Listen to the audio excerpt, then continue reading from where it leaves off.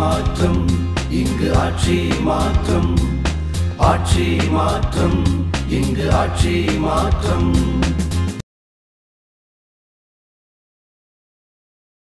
புது பணம் போல இருக்கு. சோஃபிக்க போன இடத்துல என்ன கெட் அவுட்னு சொல்லிட்டாப்பா. யாரவ சொல்லு. நேரா போய் அவ கழுத்த ஒரு சீவிட்டு வந்துடுறேன். மா, உங்க கொள்ளு தாத்தா 16 யானையை கட்டி வாழ்ந்தாருமா. உன்ன ஒருத்தி கேவலமா பேசுறத நீ கேட்டுட்டு சும்மா வந்திருக்கிற. அதே இடத்துல அப்படியே அவ கழுத்தை திருகி போட்டிருக்க வேணா நீ? திருகி இருப்பேன்ப்பா. இந்த சுமை இருந்தது அதான் முடியல. அப்படி இல்லம்மா. நம்ம கௌரவத்துக்கு இழுக்கா யாராவது பேசினா சும்மா கேட்டு வரக்கூடாது. புறமுதுகு காட்டிட்டு ஓடுற பரம்பரை இல்லம்மா நம்ம பரம்பரை. போதும்பா போதும். கேட்டு கேட்டு காது புளிச்சு போச்சு. தயவு செய்து பரம்பரையை பத்தி மட்டும் பேசாதீங்க. என்னால என்ன முடியுமோ அதை நான் செஞ்சுக்கிறேன்.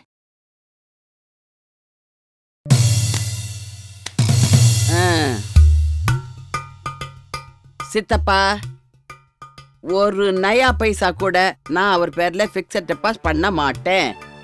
வேற ஏதாவது இருந்தா பேசுங்க. அப்படின்னா என்னதான் முடிவு பண்ணிருக்க? இந்த பாருங்க, துணி காய போடுற கொடி கயிறு அறுந்து போச்சு. இந்தாங்க, இதை வச்சு கட்டுங்க.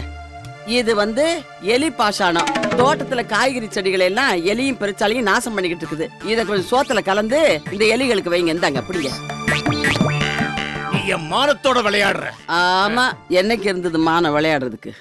என்ன மாதிரி சுத்த விளையாட்டு பிள்ளையா இருக்கியே. என்ன தற்கொலை பண்ணிக்க எது தேவையோ அதெல்லாம் அந்த ஆள் கையில கொடுத்து அனுப்பியிருக்கியே. அவர் ஒன்னும் அடக்க ஒண்ணு பண்ணிக்கிட்டா? அட சும்மா இருங்க சித்தப்பா. அந்த அளவுக்குலாம் அவருக்கு தைரியம் கிடையாது. எனக்கு என்னமோ ரொம்ப பயமா இருக்குமா. நீங்க தான் பயப்படணும், நான் ஒண்ணும் பயப்பட மாட்டேன். இந்த வர்றாரு பாருங்க. என்னங்க வந்துட்டீங்க? கொடி கட்டல? பெருந்தேவி, டிவில 2020 கிரிக்கெட் மேட்ச் காட்டுறானா, அத பாத்துட்டு அப்புறமா நீ சொல்ற வேலை செய்யறேனே. என் பேரு கனகலிங்கம். என்ன பண்ணிட்டு இருக்கீங்க? குறிப்பிட்டு சொல்லும்படியா ஒன்னும் பண்ணல. 3 குழந்தைகளுக்கு அப்பா வேலை பாத்துக்கிட்டு இருக்கேன். ஆனா எங்க தாத்தா அவரும் 16 யானை வச்சிருந்தாரா? யானை எல்லாம் இல்ல, யானை கால் இருந்துச்சு. பெரும் செல்வந்த சீமான்.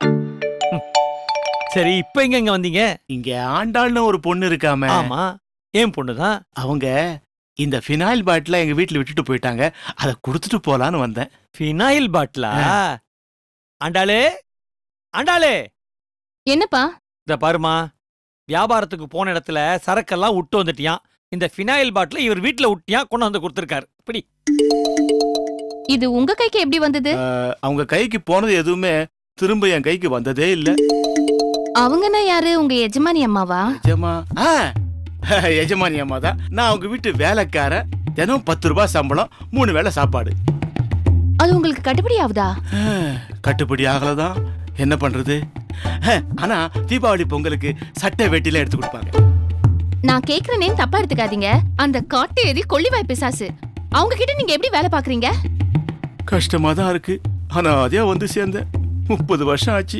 அவங்க தான் எனக்கு தினம் சோறு போட்டு வளர்த்துக்கிட்டு இருக்காங்க. ஒரு குட்டி பிசாசு இந்த ஃபினாயில் பாட்டில இங்க விட்டுட்டு போச்சுன்னு அவங்க சொன்னாங்க. அந்த குட்டி பிசாசை பார்க்கணும்னு எனக்கு ஒரு ஆசை. அதான் இங்க வந்தேன். நீங்க தான் அந்த குட்டி பிசாசா? என்ன குட்டி பிசாசுன்னு சொல்றாளா அவ? இருக்கட்டும், நீங்க கவலையப்படாதீங்க. அதுக்கெல்லாம் சேர்த்து சரியானபடி பழி வாங்கிடுவோம். இனிமே நீங்க என்னுடைய உயிர் சிநேகிதர். அவங்களுடைய விரோதிகள் எல்லாம் நம்முடைய நண்பர்கள். இந்த மாதிரி அராஜகத்தை எல்லாம் தனித்தனியா எதிர்த்து போராடினா பிரயோஜனமே கிடையாது. எதிர் சக்திகள் எல்லாம் ஒண்ணு சேரணும். ஆமா, உங்க அப்பா என்ன பண்றாரு? அவர் ஒண்ணும் பண்ணல, சும்மாதான் இருக்காரு. அப்போ இவரும் அப்பா வேலை தான் பாக்குறாரா? இனிமே நீங்க தான் என்னுடைய அப்பா.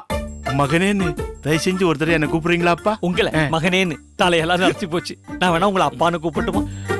ஆமா, உங்களுக்கு குழந்தை குட்டிகள் மனைவி இவங்கெல்லாம் இருக்காங்களா? அவங்களுடைய குழந்தைகள் தான் என்னுடைய குழந்தைகள்.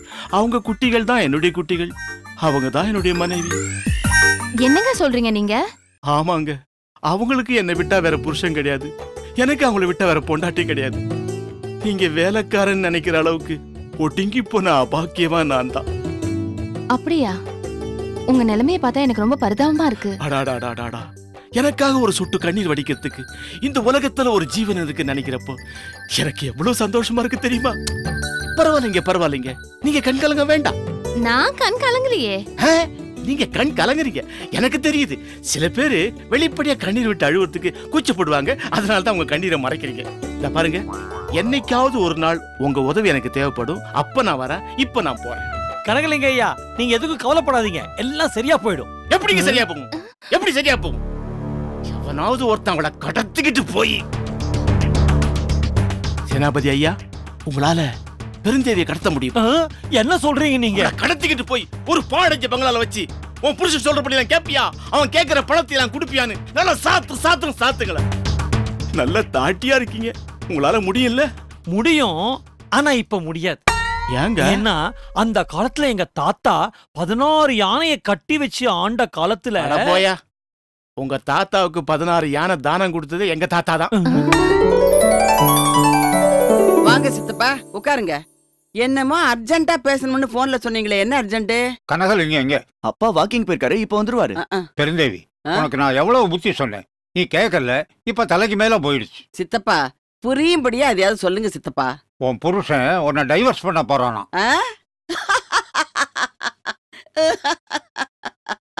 என்னம்மா இது?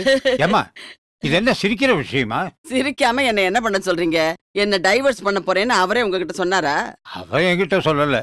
ஆனா நம்ப தகுந்த வட்டாரத்துல இருந்து எனக்கு செய்தி வந்திருக்கு. என்னன்னு? திங்கக்கிழமை கோர்ட்ல பெட்டிஷன் ஃபைல் பண்ண போறாரா? வாங்க மாமா, வாங்க. என்ன காலங்காத்தால திடுதுப்புன்னு? மாப்பிள, இது உங்களுக்கே நல்லா இருக்கா? எது? நான் காலையில வாக்கிங் போறதா? வாக்கிங் போனா நல்லதுன்னு டாக்டர் தானே சொல்லியிருக்காரு. நான் வாக்கிங்க பத்தி கேட்கல, உங்க வாழ்க்கைய பத்தி கேட்கிறேன்.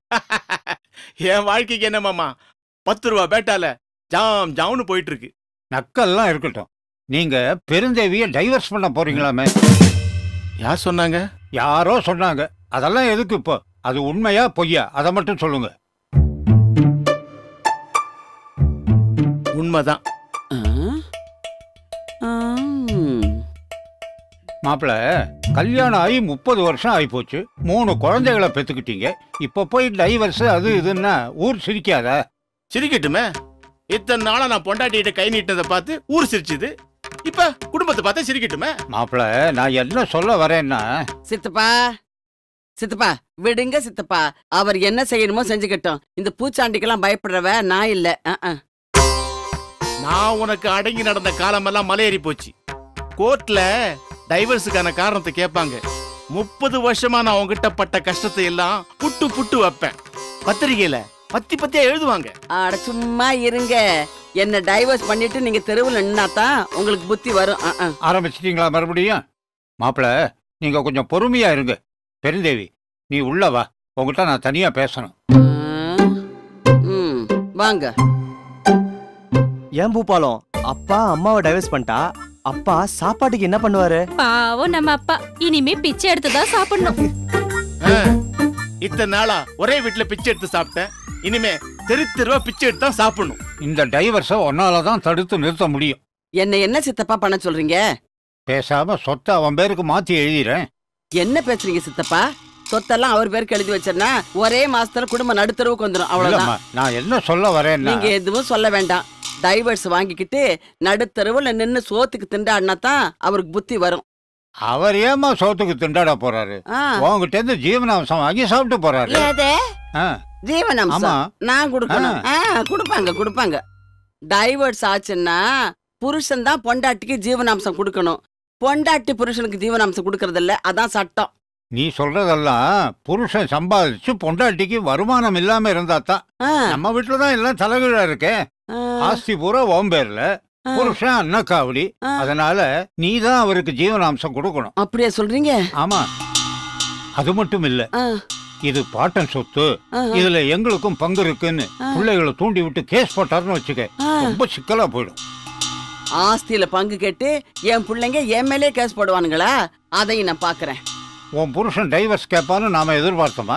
அது போல இதுவும் நடந்தாலும் பண்றதுக்கு இல்ல. பெருந்தேவி, நல்லா யோஜனை பண்ணி ஒரு முடிவுக்கு வா. நான் போய் மாப்பிள்ளைய சமாதானப்படுத்துறேன். நல்லா யோஜனை பண்ணு. என்ன குழப்பறாரு போட்டு? என்ன பண்றது?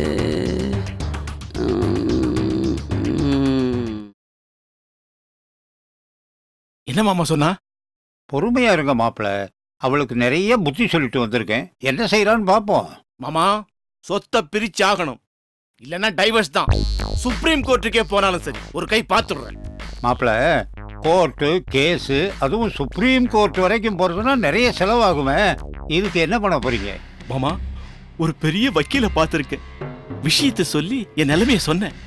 நீங்க எனக்கு பணமே கொடுக்க வேண்டாம், நானே கேஸ நடத்தி ஜெயிச்சு கொடுக்கறேன்னு சொல்லியிருக்காரு மாமா. யார் மாப்பிள்ள அந்த தர்ம பிரபு? உண்மையாவே லா காலேஜில் படிச்சு பாஸ் பண்ணவரா இல்ல ஏதாச்சும் போலி? நீங்க வேற, அவர் பெரிய வக்கீல் மாமா. ஆஹா. அவர் என்ன சொன்னார் தெரியுமா? ஆ. இந்த கேஸ்ல ஜெயிச்சு எனக்கு வர ஜீவனாம்சம் பணத்துல அவருக்கு பாதியை கொடுத்துடணுமா. அதாவது உங்க சம்சாரத்துக்கிட்ட நீங்க ஜீவனாம்சம் வாங்கி அந்த வக்கீலுக்கு ஜீவனாம்சம் கொடுக்கணும். நல்ல பொழப்பு மாப்பிள்ள.